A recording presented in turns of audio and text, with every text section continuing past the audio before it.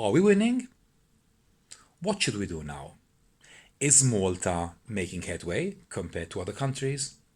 Hello, my name is Dr. Mark Xuereb and I'm a crisis psychiatrist. With me, once again, we have the head of the pathology department, Dr. Chris Barbara. Chris, are we winning?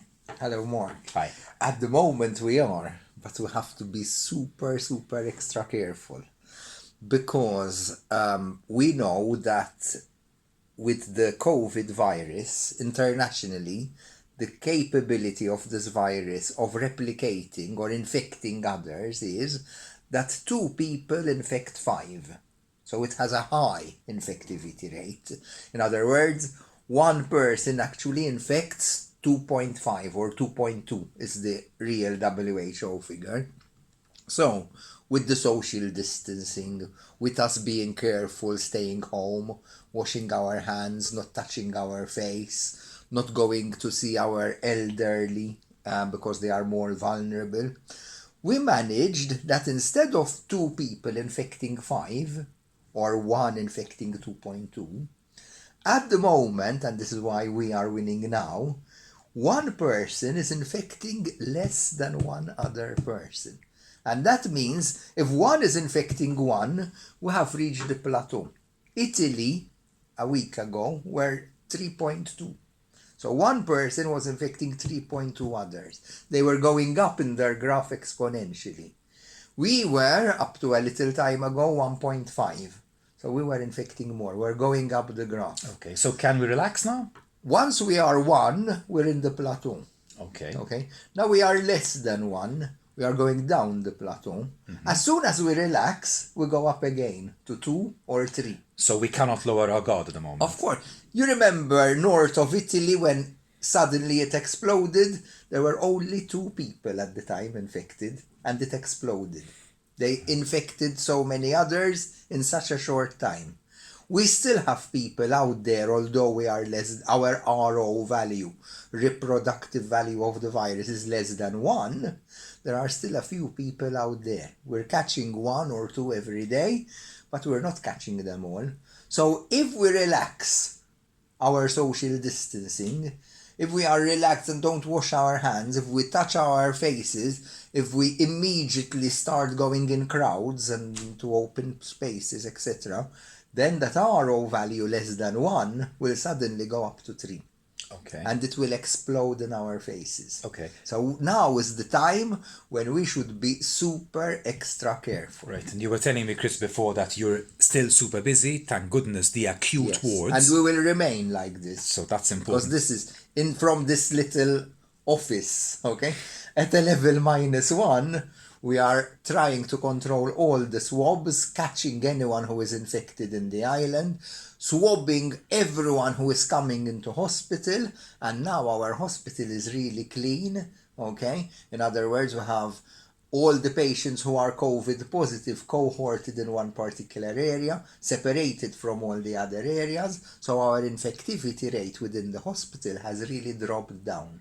We're not seeing more healthcare workers, etc., being infected. So, all because we're using a strategy which is intelligent.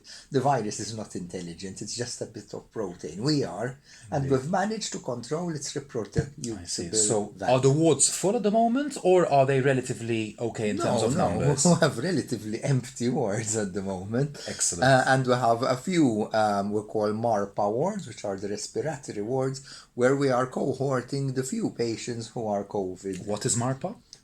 They are the wards which take the respiratory infections. Right. Okay, so a lot of other wards which were previously not respiratory are today respiratory, so that they can take COVID patients. We are looking at the worst scenario.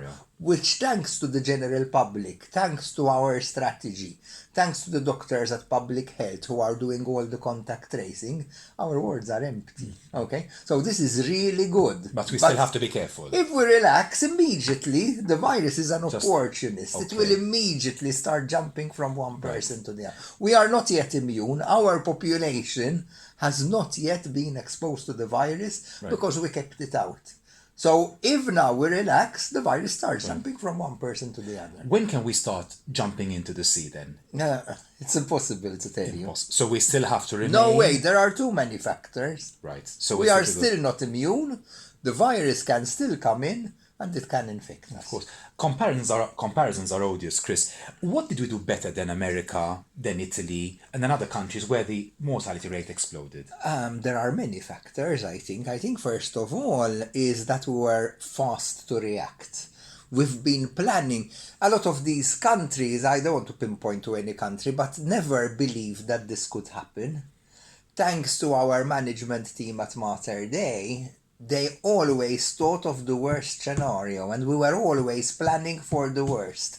Thankfully, because of all the doctors, yourself and all the other people, the worst scenario did not happen because we used our intelligence, our strategy. Okay, brilliant. We were swabbing as much as we could, trying to identify any or catch any person who was infected, look at all the people who met this particular person and quarantined all those. So really, we got rid of all the infected patients. And this is what WHO is saying now. Right. Look at the strategy in Malta and try to do like it. But you have to be really, really fast. And of course, it keeps you super busy doing this. But still, our deaths almost nil compared to the other countries. But still, we are not immune. So if we relax immediately, okay, things will happen again like they happened in Italy, in England, in America, and Spain. When do you think a cure and a vaccine will be found at time? If you had to give a guess. I cannot guess because we're looking at the immune system and we have to see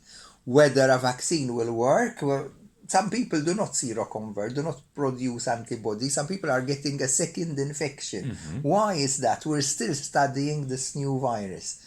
Could it be we get a vaccine and this will not work on some people? When will we have the new vaccine validated? How long will the production take? Still many questions. So still many questions before I can answer. But there's a lot of research many going on. Many countries doing a lot and of a lot research. Of trials so which are going it's on. Promising, but I can't answer that question at the moment. Chloroquine, the anti-malaria with azithromycin, how is that going? Yes, some centers got good responses after using this combination. Some others used just the hydroxychloroquine without the azithromycin.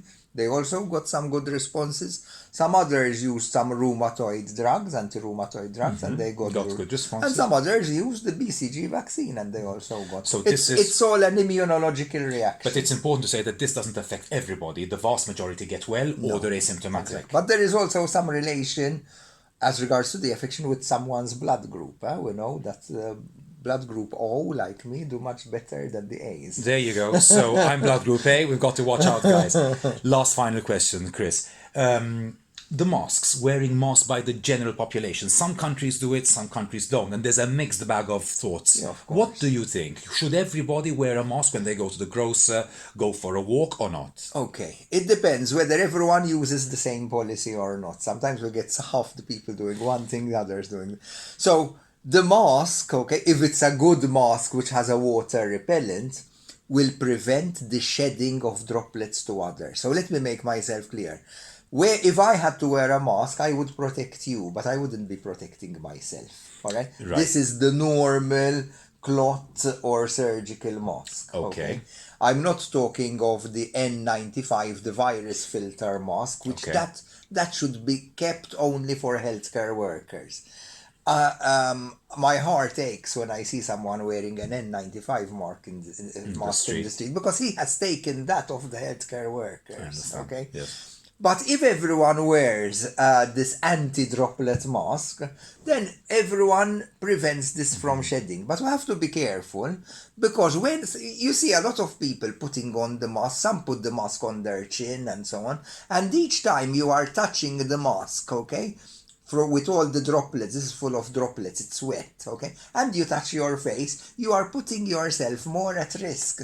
So some institutions, and these are big institutions which have good scholarly professors there say that wearing the mask will actually make you feel worse. So in Malta at the moment in the public, do we or don't? What do you At the suggest? moment, the policy in the hospital, I can speak for the hospital, is not to wear masks, okay, because this could be more at risk. But at the same time, if you are really well educated, to put on the mask once, okay, and then throw it away in a bin which is closed, etc., okay, and don't keep touching your face all the time, then you will prevent shedding. So probably in a public restricted space, a mask would help.